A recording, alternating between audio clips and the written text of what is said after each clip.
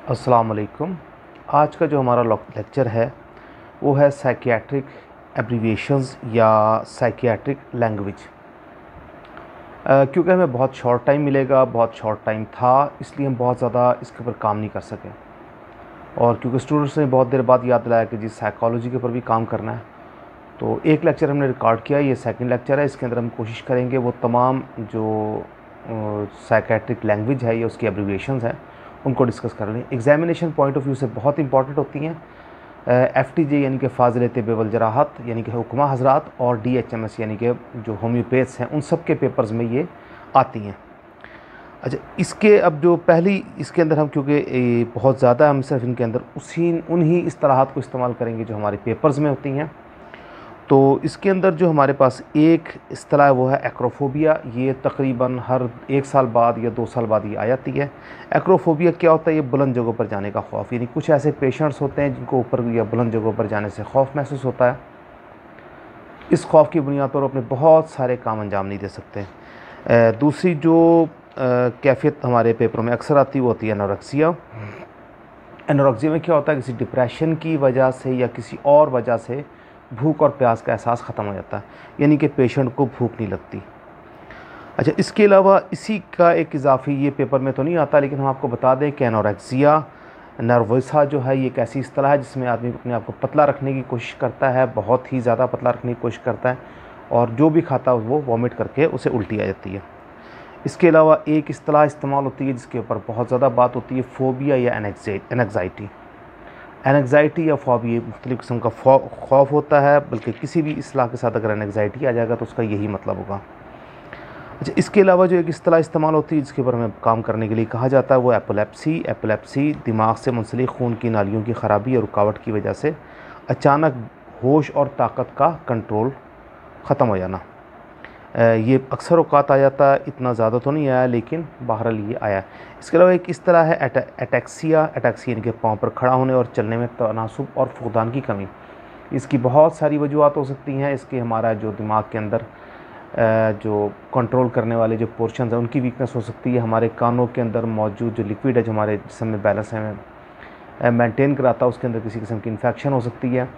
और कई दफ़ा जो हमारे जो नशे कुछ पेशेंट्स होते हैं वो जब अफ़ीम वगैरह का बहुत ज़्यादा इस्तेमाल करते हैं तो उनकी जो वॉक का जो बैलेंस है वो ख़राब हो जाता है।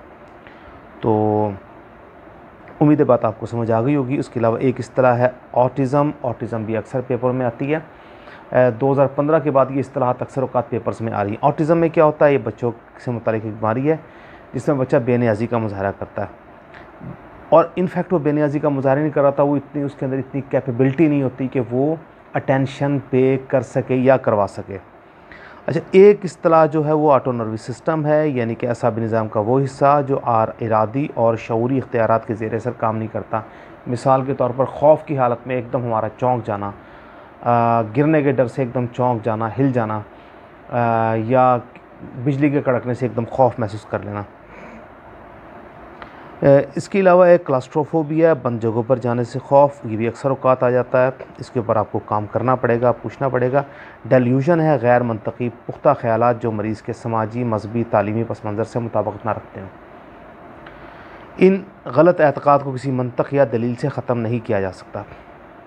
और ये डिल्यूजन नॉर्मली कैसे पैदा होती है? जो एडोलेसेंस की एज से ऊपर आ रहा होता है बच्चा, 4, 5, 6, 7 साल से लेके 15, 16, 17, 18 साल की उम्र तक, जो बहुत सारे गलत ख़यालात उसके अंदर डेवलप हो जाएं तो वो इस कैटेगरी के अंदर आ जाते हैं। इसके अलावा जो एक और इस्तिलाह है वो है एपिलेप्सी। एपिलेप्सी को आप लोग इस बारे में जानते हैं। इसके अलावा एक इस्तिलाह होती है एग्जीबिशन। एग्जीबिशन में क्या होता है कि जिनसी बेआरामी का पेशेंट इतना ज़्यादा शिकार होता है कि वो अपने जिनसी तस्कीन के लिए अपने मुख्तलिफ जो प्राइवेट पार्ट्स हैं उनको भी लोगों को दिखा रहा होता है या उनको टच कर रहा होता है बार बार। इसके अलावा जो है फ्रिजिडिटी, ये ख़वातीन में मुबाशरत के दौरान हिजान की अदम मौजूदगी है। ये तो आज तक नहीं आया लेकिन बहरहाल आपके जहन में होना चाहिए। इसके अलावा स्किज़ोफ्रेनिया या शिज़ोफ्रेनिया, ये एक बहुत ही ज़्यादा वाइटल किस्म का पॉइंट है और अक्सर औक़ात ये पेपर्स में आ जाता है। स्किज़ोफ्रेनिया या शिज़ोफ्रेनिया जो है सोच से मुतल्लिक़ ज़हनी बीमारी का गिरोह, जिसमें मरीज़ झूठे मगर पुख्ता ख़यालात व अक़ीदों के ज़ेर असर फ़ैसले और अमल करता है। इसकी जो पर्सनैलिटी वो आहिस्ता आहिस्ता मुंतशिर यानी कि डिप्रेस होती जाती है और हकीकी दुनिया से इसका राब्ता इंतहाई कमज़ोर और तकलीफ़दा हद तक गैर मंतकी हो जाता है। नाज़रीन, ये मुख्तलिफ़ वो इस्तिलाहात हैं जो पेपरों में अक्सर औक़ात आती हैं, जिनके ऊपर आपको डेफ़िनेटली काम करना है। इसके अलावा एक इस्तिलाह है इंसोम्निया, और ये आपने इससे पहले भी पढ़ी और होम्योपैथिक स्टूडेंट्स इसके बारे में बहुत ज़्यादा पहले से जानते हैं। और सोमनिया का तो आपको पता, और इंसोम्निया यानी कि नींद ना आना। तो सोमनैम्बुलिज़्म अगर वो आपको ये इस्तिलाह आए पेपर में, तो इसका मतलब है कि वो आपसे पूछना चाह रहा है कि क्या आप ये जानते हैं कि सोते में चलना किसे कहा जाता है। तो अगर आपको ये बुनियादी इस्तिलाहात आ जाएँ तो मेरा ख़्याल है कि हम जिस तरह इन लेक्चर्स को आगे डेवलप करेंगे, मैच्योर करेंगे, उम्मीद यही है कि आपके लिए ये पेपर्स इतने ज़्यादा मुश्किल नहीं रहेंगे। अच्छा, एक चीज़ इस्तेमाल होती है बार बार, सिंड्रोम्स। तो सिंड्रोम्स जो मुख्तलिफ़ अलामात का मजमूआ होता है, ये वो दरियाफ़्त शुदा अलामात होती हैं जो किसी ख़ास डायरेक्शन में तो रुख कर रही होती हैं, लेकिन अभी तक उनका नाम नहीं दिया गया होता।